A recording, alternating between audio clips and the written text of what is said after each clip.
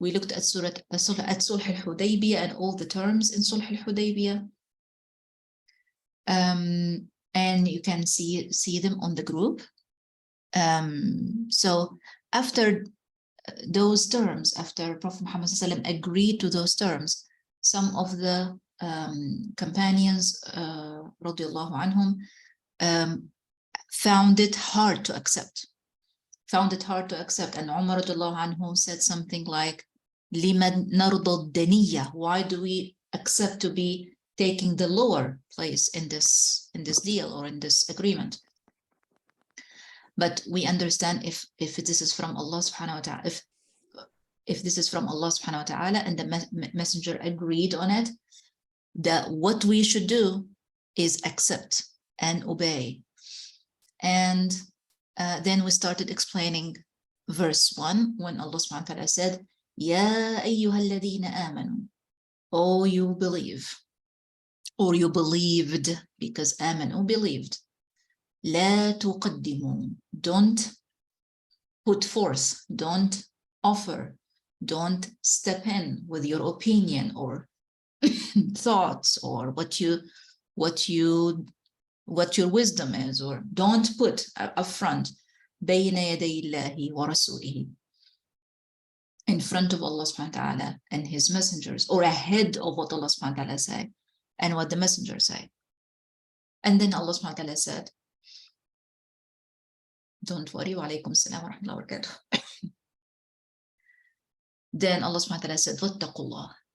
Ittaqu, taqwa, we explained it a few times, but inshallah I'll repeat again. Taqwa is to be mindful of Allah subhanahu wa ta'ala and to protect yourself. Awareness of Allah subhanahu wa ta'ala and protection. It is not one or the other, it's both. When you hear protect yourself from this, let's say, behavior, or protect yourself from this illness, what you do to be mindful, you were asked, then how this illness comes around? What are the symptoms? What are the causes? You have to be mindful. You have to understand first the reasons, and then you would take a step back and say, okay, then if I do this, inshallah, I'm protected. So Allah subhanahu wa ta'ala is telling all alladhina amanu, ittaqullah, be mindful of him. Protect yourself from his anger. Protect yourself from fire. Inna Allaha sami'un alimun. Indeed, Allah subhanahu wa ta'ala hears all and knows all, subhanahu wa ta'ala. So what you say, what you gesture, what you write, what you put thumbs up or thumbs down for a message or for a picture, he knows all that. If it was something agreeing to what Allah said and the messenger, he knows it. He heard it. If it was on the opposite, he knows it and he heard it. So we explained verse 1 and the backstory of verse 1, we as well explained it last week, and you'll find the recording there in the group as well if you want to review, and a summary of all the points. My sister, may Allah reward her, as well posted it there. Any questions?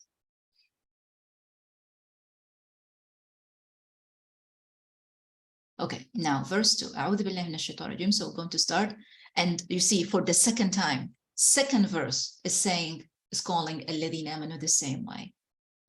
That is a lot of highlight. Ya ayyuha alladhina amanu. So what does this mean? Ya ayyuha alladhina amanu. Can you help me there?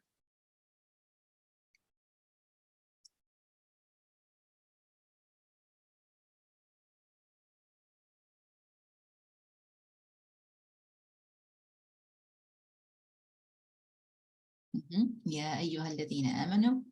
Oh, who you believed. MashaAllah. Because amanu is a past tense verb, means you already have the belief. You already have it. MashaAllah. Oh, you believed. Tabarakallah, jazakumullah khairan. Then what's after it? We have to listen carefully. Allah subhanahu wa ta'ala said, La tarfa'u. So we understand la, right? What does la mean?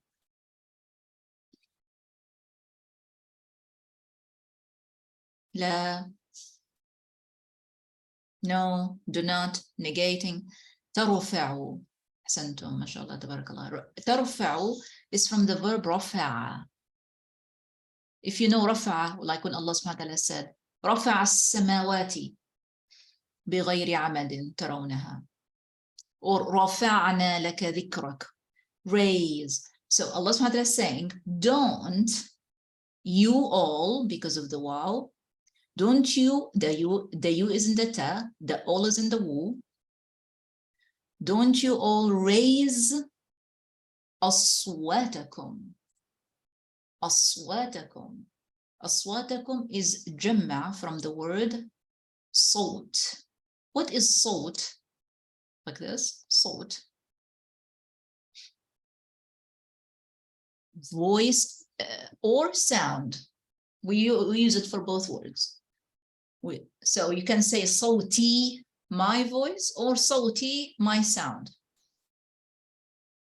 So صوت, many of it is أصوات, because Allah subhanahu wa ta'ala is speaking to many people, right? Many people. So don't you all, or don't you raise your voices. فوق. فوق. We know فوق. We say فوق الطاولة, فوق الكرسي, فوق. Over or above, أحسنتم.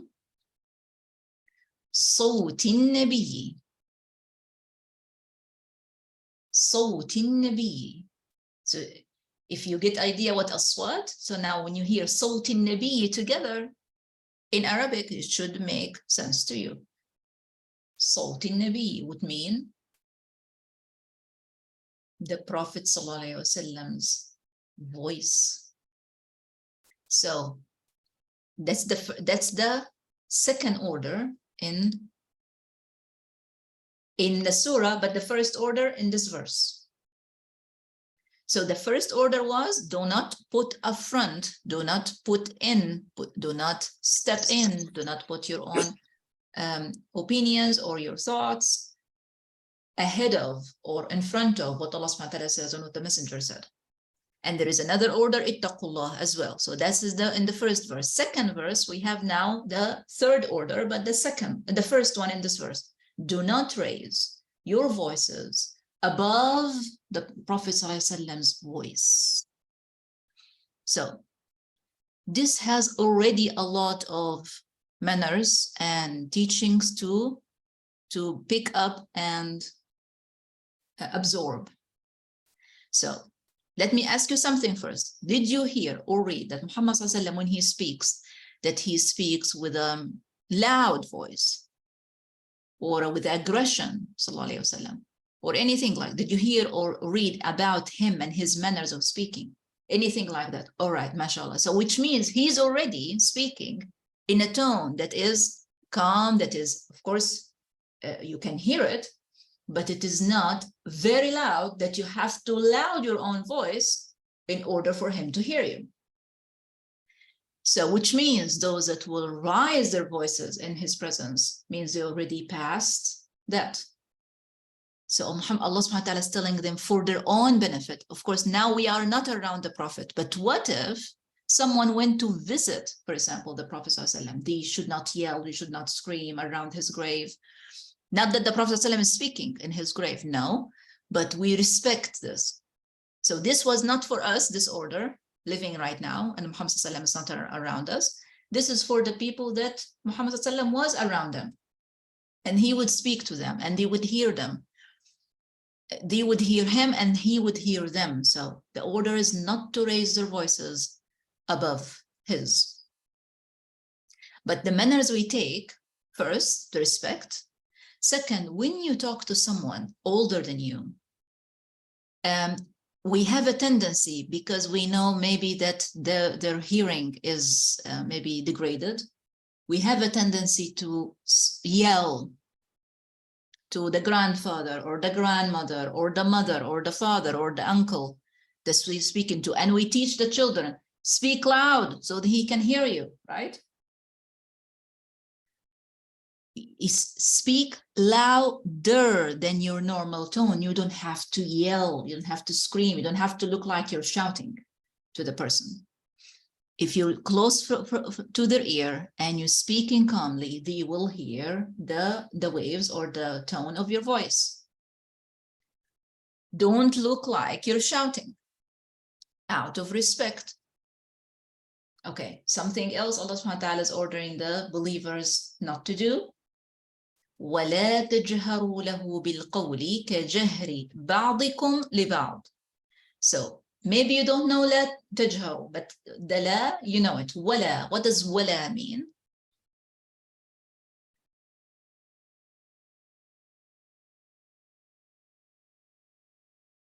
And not. So again, it's a negative order again. Tajharu. What is jahru? Maybe you know jahar from, if you know the difference between the salah sirriya and the salah jahriya. We call it like that. Salah sirriya, salah jahriya. What's the difference if you heard that term before? Jahru. Okay. So what I am doing right now, I am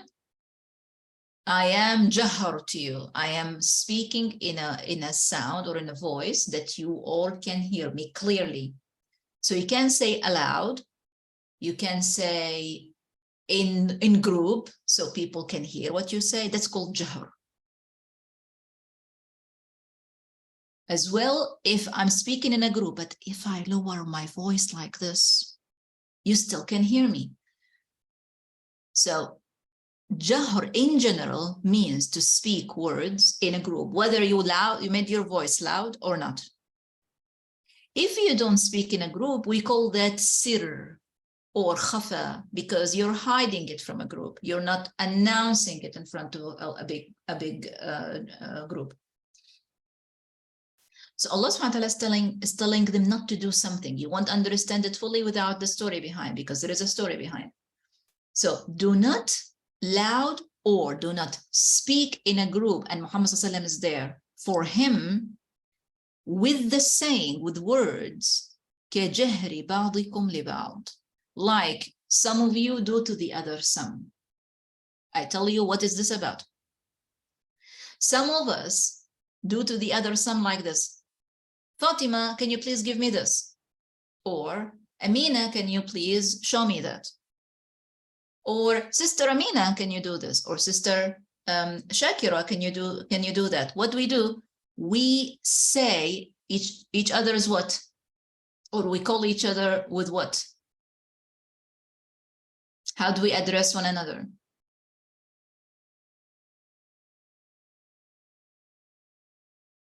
We use the names. We use the names. Allah subhanahu wa ta'ala is teaching the believers, الَّذِينَ آمَنُوا, not to call Muhammad sallallahu alayhi wasallam. You see, now I said Muhammad sallallahu alayhi wasallam.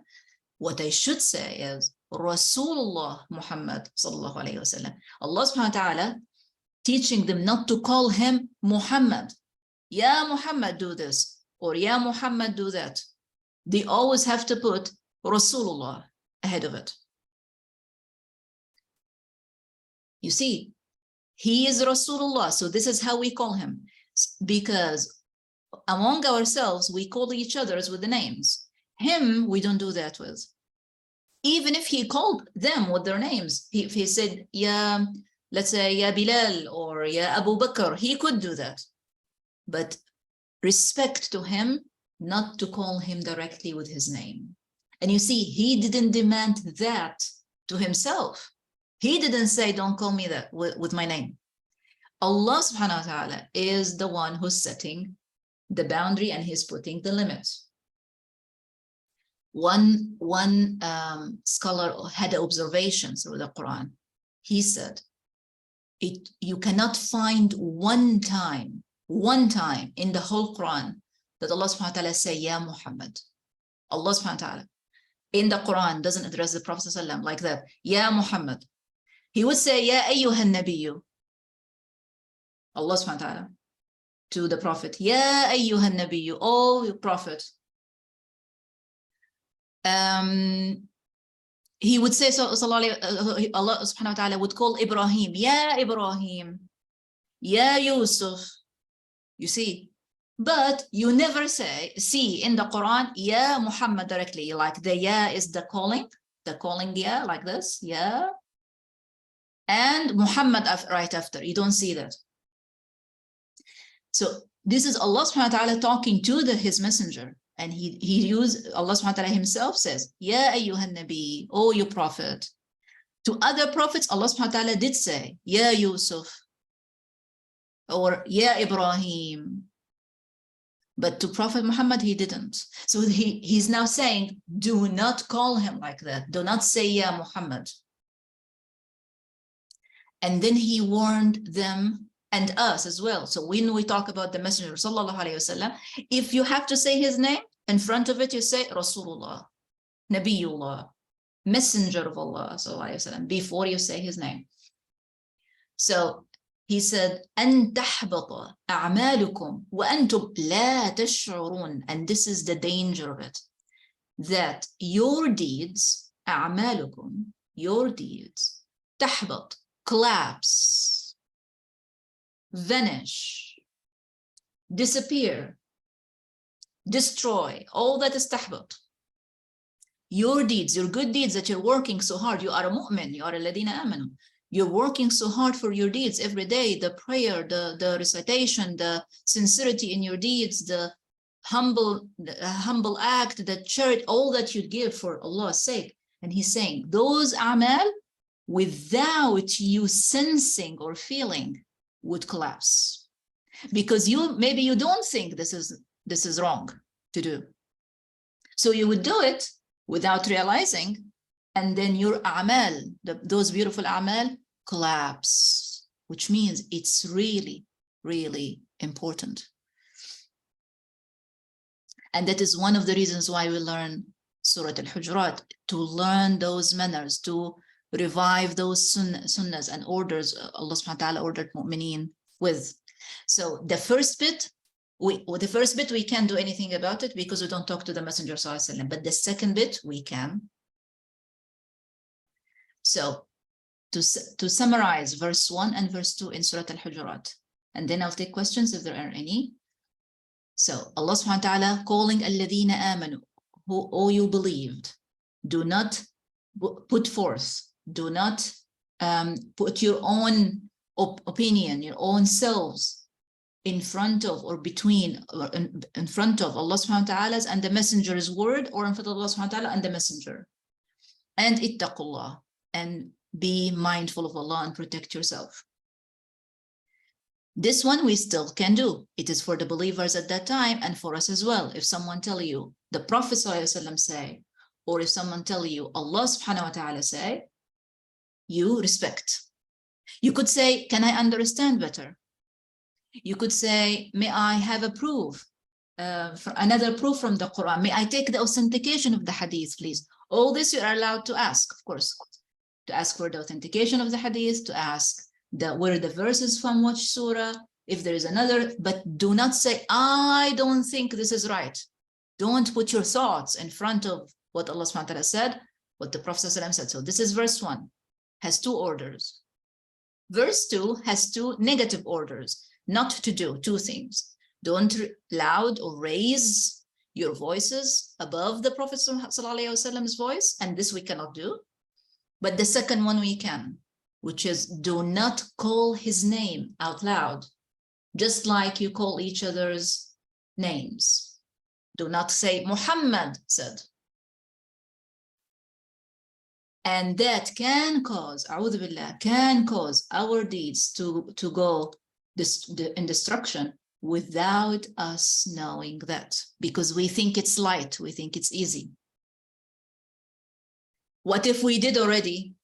What if we already have done that? We seek Allah subhanahu wa ta'ala's forgiveness. رَبَّنَا لَا تُؤَاخِذْنَا إِن نَسِينَا أَوْ أَخْطَأْنَا. Right? Okay, questions before moving on.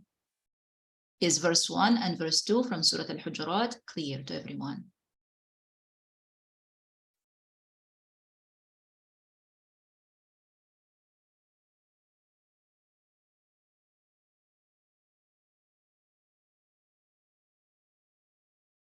I will need more yeses if yes is the case. If not, ask please. If something was Okay, alhamdulillah. Jazakumullah khairan. Okay, verse 3. In verse 3, Allah subhanahu wa ta'ala praising those. There are. I just checked. I just checked, my sister. No one is in the waiting room, alhamdulillah. All of us are here. No need. Okay. Allah subhanahu wa ta'ala praising. We're going to learn in verse 3 very important things. So please focus on verse 3. We're going to learn what imtihan is, and it will clear so many things for you, learning what imtihan is. And as well, we're going to learn about those that يغضون أصواتهم. So let's go little by little. إن الذين. What does إن الذين mean?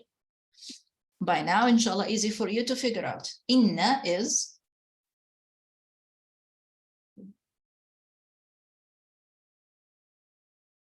indeed, verily. No, alladina, it's not who believe, it's just alladina. Alladina, indeed, those who. Indeed, those who. يغضون. يغضون. I tell you, first the word غض or غض as a noun. غض is a noun. So if you pick, let's say, some parsley leaves on a stem or cilantro, if you have it in your hand and it's very fresh, that you can bend the stem and it doesn't break, we call that غض, something filled with moisture, something green, fresh, that's غض. Another word for غض is طري, soft, طري. So those who يغضون أصواتهم. So we already learned what أصواتهم is from أصواتكم above. What is أصوات? أصوات. What does أصوات mean? أصوات. Many of صوت. What is صوت? Many, أحسنت, many voices.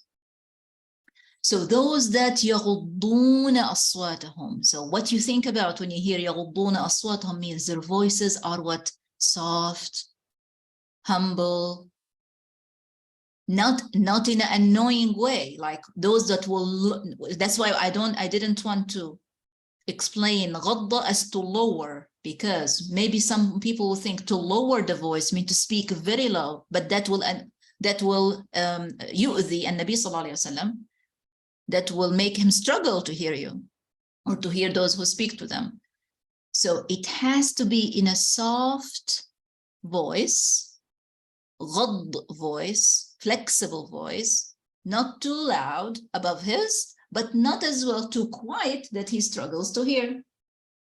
You see, that is what makes غض a live word in this flow. So it is not lowering the voice we're talking about. We're talking about what? Softening the voice, making it soft so he could hear it pleasantly. Sallallahu Alaihi Wasallam. Does that make sense?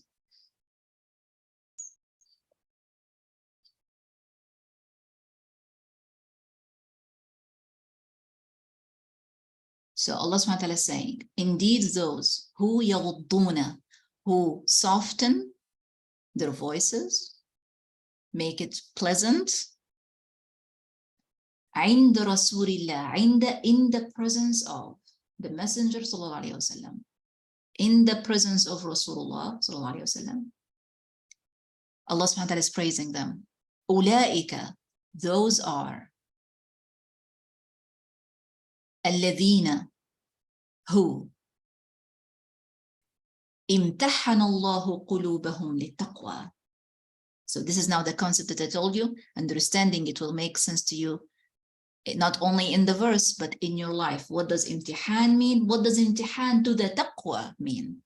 So first, let's look at imtihana. There is a difference, of course, when you see it in the translation, because mostly they will say test or examine. But imtihan in Arabic has a little bit of a different meaning, a different understanding. So imtihana, tested, they say. Okay. When say refined, this is really close to the original meaning. So what is imtihan? Imtihan actually is a process. In Arabic, this is how we think about it, is a process for purifying gold. So when we say imtihanu dhahab, what does that mean? Dhahab is the gold. So imtihan, it is not really used for the hearts or for the schools, or originally, the origin of the word, this is how it's originally used. Imtahana or imtihan al-dhahab. Al-dhahab is the gold. It means that dhahab, which is the gold, if we imagine this is a piece of gold that we just picked from a mine. So we understand that between the gold, there is like few sand and other things around it. So when we want to imtihan al-dhahab, we want to put the dhahab, the gold, into high temperature in order for what to happen. When you put the metal, the dhahab, into a pot with high temperature, it will melt. Ahsanti. No, take me little by little with me. Be patient with me. So we're not looking at the purification right away, my sister. We're looking at the melting. So it starts melting. But for it to melt first, it had to be exposed to that high temperature. After it melts, something else happens, which is all the gold join itself, and anything that's not gold becomes like a foam on the top. So it's easy for us to take that foam out. So all what remains under is pure gold. This process is called imtihan. So when Allah subhanahu wa ta'ala put you in an imtihan, now follow the steps. What will happen to you? First, you know that something inside, like the sand particles, are inside you. You don't see them. Maybe you're aware that you have these things around your nafs, in your behavior, in your heart, that is not 100% pure. Allah's wisdom to put you through imtihan. That means what? Are you going to be, tell me, when you are imtihan, it's a trial and test. Okay, I want more sisters, because we understand things in our own way differently. And when we participate, we see other perspectives. So we say, imagine Allah subhanahu wa ta'ala put you through an imtihan. That already reflect to you that there are few things needed to be taken out, to be removed. Ahsanti, but that means you have to be in a situation of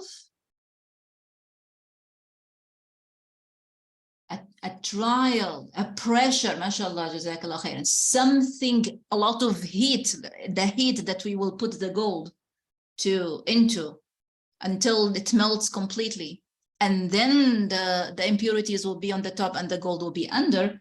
Then it is not only the sins will happen eventually, but there are something else in you that is being polished.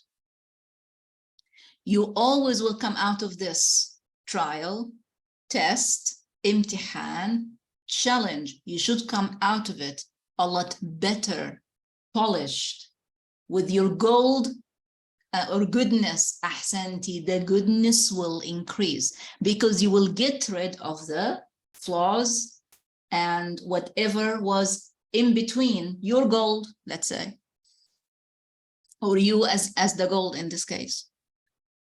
So that's what imtihan is. So Allah subhanahu wa ta'ala is saying, those that speak softly, like ahsanti, like a diamond, like a pure crystal, like a pure gold, 100%, no impurities in it. Those that speak softly in the presence of the Messenger ﷺ, and they soften their voices and they make it pleasant for the Messenger ﷺ, those are the ones that their hearts already imtihana. Allah subhanahu wa ta'ala is saying, He did imtihan for their heart, which means now the heart is pure gold. There isn't a shawa'ib, we call it in Arabic shawa'ib. Shawa'ib, those impurities that disturb the gold or disturb something's purity.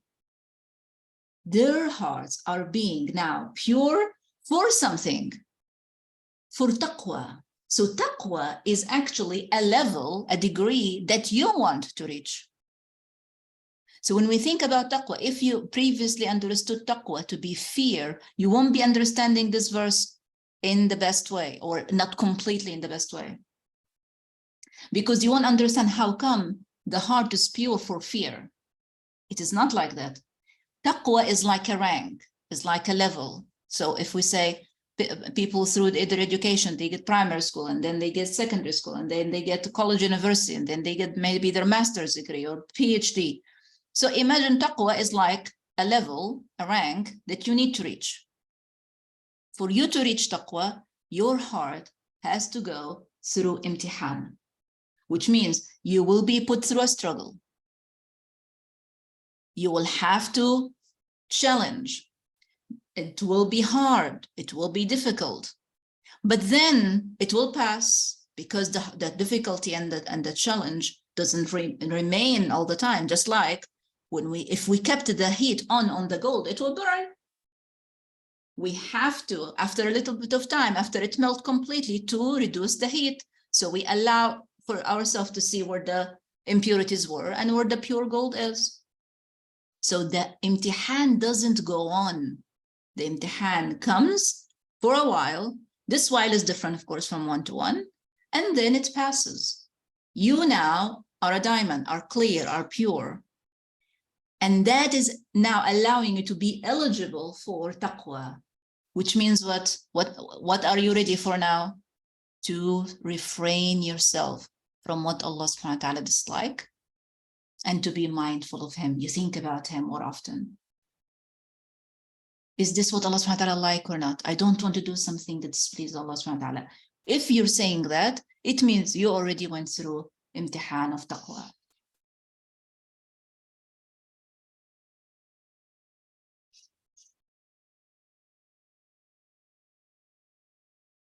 Okay. I saw the question. I will answer in a little bit if you allow me. I will bring, if there are no other question, I'll bring this into light, because it's actually a matter, and I think it will be important to many sisters. Okay, Jazakallah khairan. And then Allah subhanahu wa ta'ala said, Lahum maghfiratun.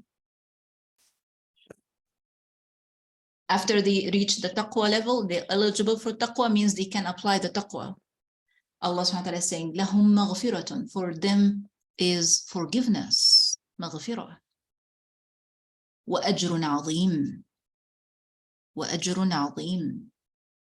And a great pay. Ajr is a pay. Can we understand it as a reward? You can, but literally is pay. Ajr, something, amount you pay for something, or you getting paid for. For example, we call the rent in Arabic ijar, or ajr. Sometimes we call it ajr too. Okay, so they have a great pay. So they expect a great or higher pay from Allah subhanahu wa ta'ala for what they did.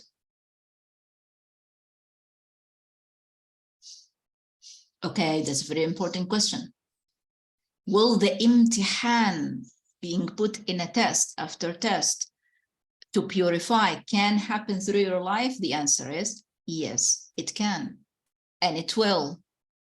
Because once you finish one imtihan and your heart is eligible for taqwa, you are content where you are, and then maybe your iman increases.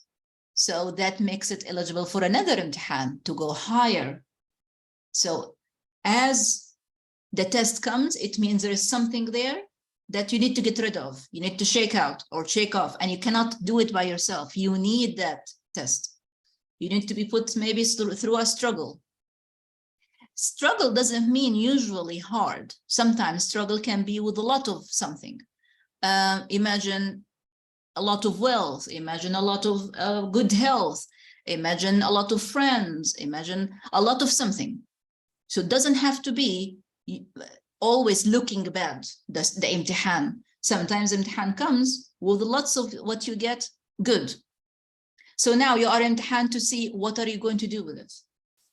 So imtihan comes to clear something for you, to take this impurity out. So you're now purer for the next level of taqwa and so on. So yes, imtihan can continue happening. If you're thinking about Allah subhanahu wa ta'ala constantly, if you're watching him in all your matters, where you eat, before you sleep, when you talk to someone, even in the discussions that you don't like, and you still think about him, and you still watch what you say because he's listening to you, you are closer to that. You are closer to that level of taqwa, you see. So, وإياكم. So if we have few minutes and I receive a question here, I would like to share with everyone. If no more questions.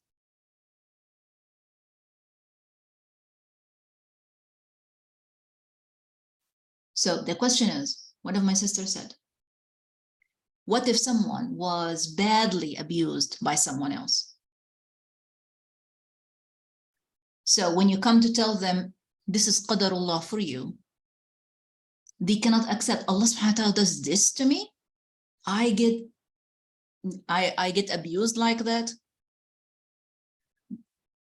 And Allah subhanahu wa ta'ala does this to me. How come? So first, the person who does abuse, not the victim, the person who does the bad or the wronging or the abuse is promised punishment. From the Quran, from the Hadith. We have a hadith from the Messenger ﷺ when he spoke about a person that would come on Day of Judgment with mountains of good deeds. But then, because they hurt people, they took rights from people, they called people names, everyone will keep taking from their hasanat until their hasanat vanishes, or vanish, all of them.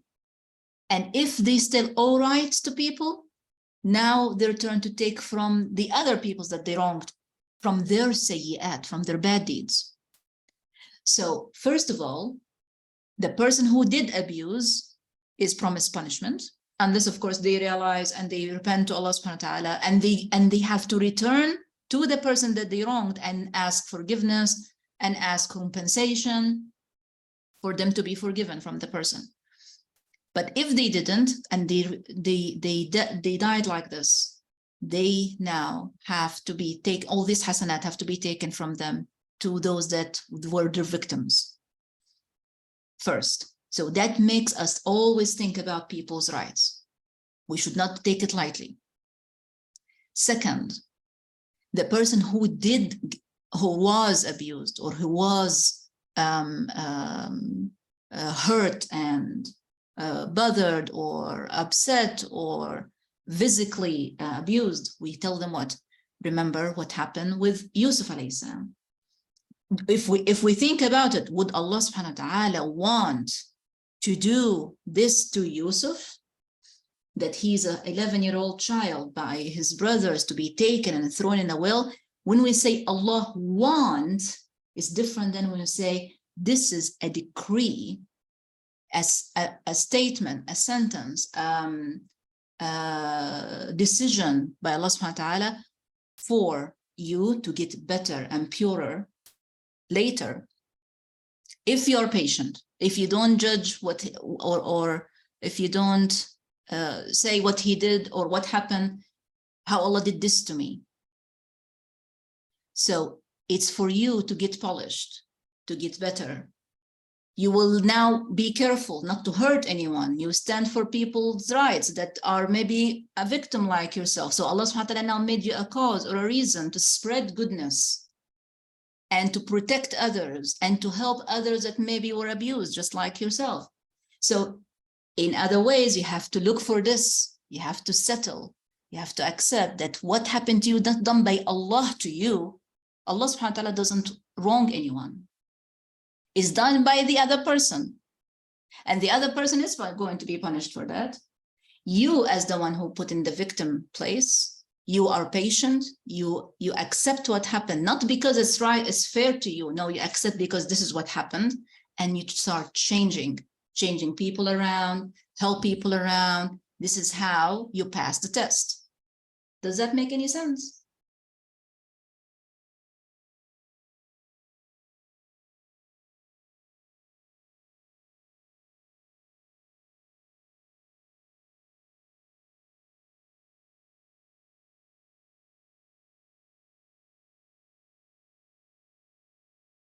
Ahsanti, what Allah subhanahu wa ta'ala wants is different than when we say Allah wants, like Allah desires something. Allah subhanahu wa ta'ala said, He said Himself, Allah la yurid. You can remind them with verses like, Allahu la yuridu dhulman. Allah doesn't like, la yuhibbu dhalimin. He doesn't love those that are unjust. So He won't do to you injustice. So the injustice didn't happen by Him. It caused by another of His creation. You see? Okay, no, about the will bit, we have to talk in a different occasion to explain this. What is the will and what is the decree? This is a different little bit. But we just have to highlight the wanting from Allah subhanahu wa ta'ala. Allah, we say Allah doesn't love those who are unjust. Allah doesn't want to treat anyone with wronging or with injustice. Which trial, my sister? Like the people around you, to tell them about your own trial? This is what you're trying to tell me?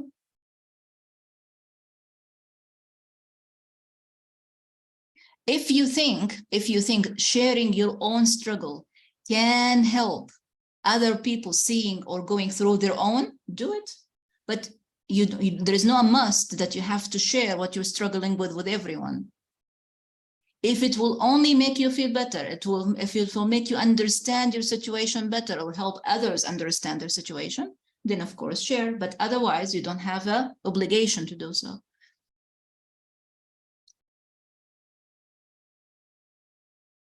If it's already out and people ask you about what happened, you see, this is what you mean. So if people already know that you are in a trial and they come and ask you, yeah, okay, so it's up to you. It says, listen, I'm going through this challenge. Yes, I prefer not to talk about it now. I'm not ready.